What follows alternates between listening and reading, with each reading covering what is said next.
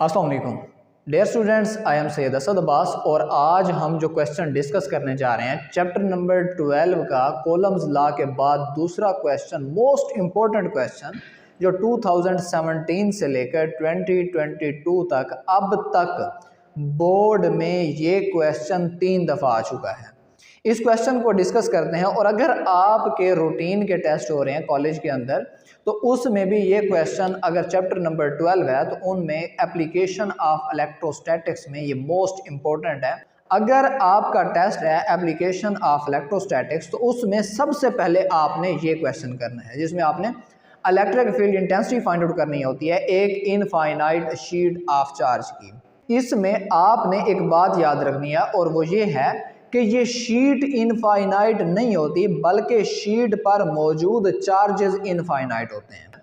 Electric field intensity आपने find out करनी है एक शीट पर की वजह से जिस पर इनफाइनाइट नंबर ऑफ चार्जेस हैं। तो आपने क्या किया, अज्यूम किया एक इनफाइनाइट शीट ऑफ चार्ज जिसकी सरफेस चार्ज डेंसिटी आपके पास सिग्मा है। अब सरफेस चार्ज डेंसिटी क्या होती है? सरफेस चार्ज डेंसिटी को हम इस तरह से डिफाइन करते हैं, charge per unit area. Unit का मतलब होता है 1। 1 मीटर स्क्वायर के एरिया में जितने चार्जेस होते हैं इसे कहते हैं सरफेस चार्ज डेंसिटी। और सरफेस चार्ज डेंसिटी को सिग्मा से रिप्रेजेंट करते हैं। इसको मैथमेटिकली हम किस तरह से रिप्रेजेंट करते हैं, सिग्मा इज इक्वल टू या surface charge density is equal to charge per unit area. Area हमने लिख दिया। अब इसका जो यूनिट होता है वो आपके पास चार्ज का यूनिट क्या है, कॉलम। एरिया का यूनिट क्या है, मीटर इनवर्स स्क्वायर। हमारे पास एक शीट है जिस पर इनफाइनाइट नंबर ऑफ चार्जेस हैं तो उसकी सरफेस चार्ज डेंसिटी सिग्मा है। हमने इसकी वजह से इलेक्ट्रिक फील्ड इंटेंसिटी कैलकुलेट करनी है। अब आपके पास क्या था, सरफेस चार्ज डेंसिटी सिग्मा किसके इक्वल था, चार्ज पर यूनिट एरिया के। तो यहाँ पर चार्ज की वैल्यू आपके पास किसके इक्वल होगी, आपने जब चार्ज की वैल्यू फाइंड आउट करनी है तो सिग्मा मल्टीप्लाई हो जाएगा वेक्टर एरिया से, यानी वेक्टर एरिया मल्टीप्लाई होकर किसके साथ, सिग्मा के साथ। तो चार्ज किसके इक्वल आ गया, charge is equal to surface charge density into area. हम कह सकते हैं product of surface charge density and area is equal to charge. ये किसके इक्वल होगा, चार्ज के बराबर होगा। तो अब ए आपके पास क्या है, एरिया। ये हमारे पास एक शीट है जिस पर infinite number of positive charges हैं। अब इस शीट पर आपने कैलकुलेट करनी है इलेक्ट्रिक फील्ड इंटेंसिटी की वैल्यू। इलेक्ट्रिक फील्ड इंटेंसिटी की वैल्यू कैलकुलेट करने के लिए आप कौन सा फार्मूला यहाँ पर लगाएं? इसके लिए जो सबसे पहले आपके पास फार्मूला है वो है इलेक्ट्रिक फ्लक्स बाय डेफिनेशन।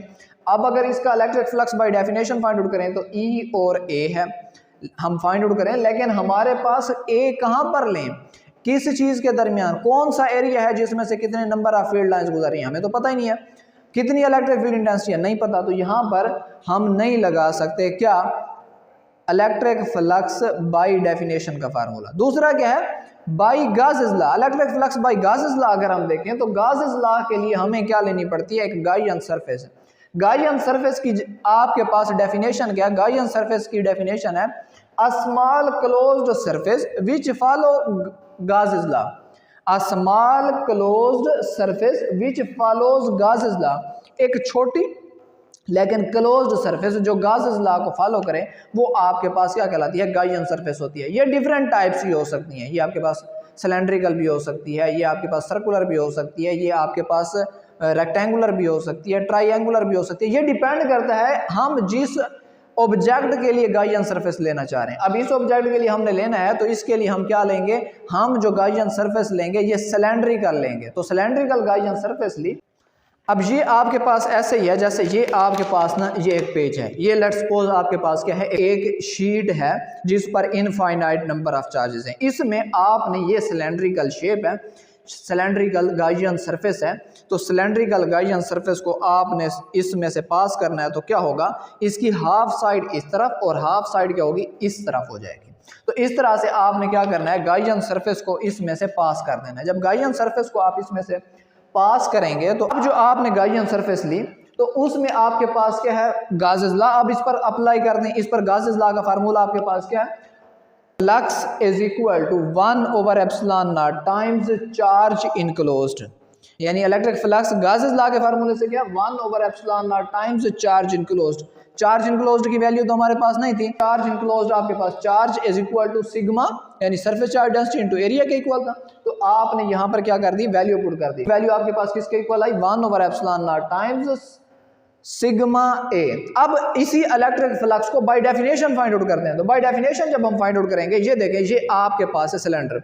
अब इस सिलेंडर की 6 सरफेसेस हैं, एक ये सरफेस, एक ये, 2, एक टॉप, एक बॉटम, 4 सरफेसेस, एक ये फ्लैट सरफेस, एक ये फ्लैट सरफेस। तो आपके पास 4 क्या हो गई, कर्व्ड सरफेस, और 2 आपके पास क्या है, फ्लैट सरफेसेस। अब बाय डेफिनेशन गासेस लॉ का formula phi is equal to E dot A. तो आप जब इस पर अप्लाई करेंगे, अब देखें जो 4 कर्व्ड सरफेसेस हैं, टॉप पर, बॉटम पर, फ्रंट पर और बैक पर, ये जो 4 सरफेसेस हैं, इनके अक्रॉस जो इलेक्ट्रिक फ्लक्स है वो 0 होगा। क्यों, इलेक्ट्रिक फील्ड लाइंस जो थी या इस तरफ थी या इस तरफ थी। तो अब इसकी वजह से बेटे आपके पास क्या होगा, ये भी 90 का एंगल बनाएगा एरिया, ये भी 90 का, ये भी 90 का, ये भी 90 का, ये चारों बनाएंगे 90 का एंगल। तो cos 90 आपके पास क्या हो जाता है, 0।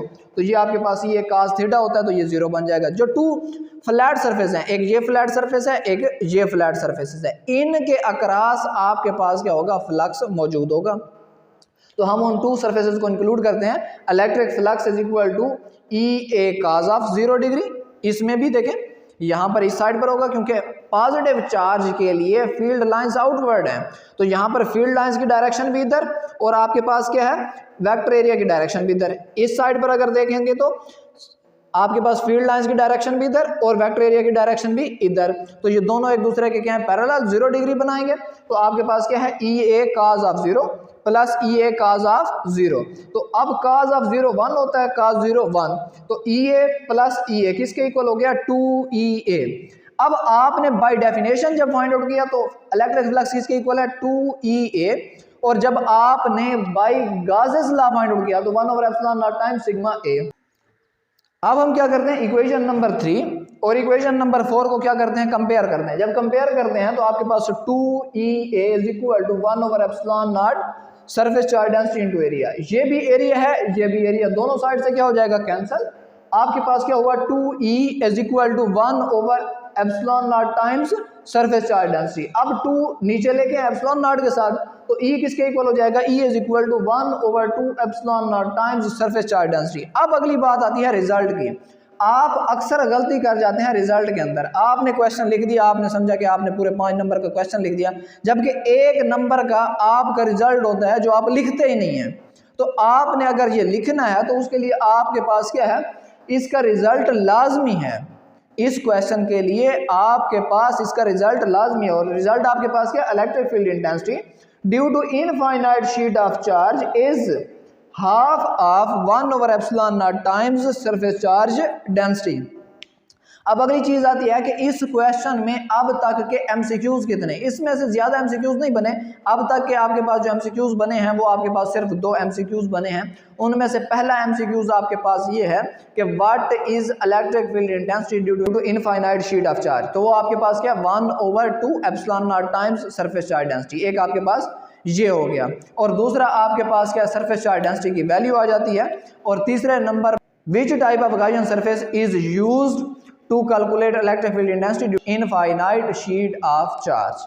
तो ये आपने करना है। मजीद इससे अगला जो हम क्वेश्चन डिस्कस करने जाएंगे अगली वीडियो के अंदर, वो आपके पास बोर्ड में अब तक कोई 8 बार आ चुका है इस चैप्टर से।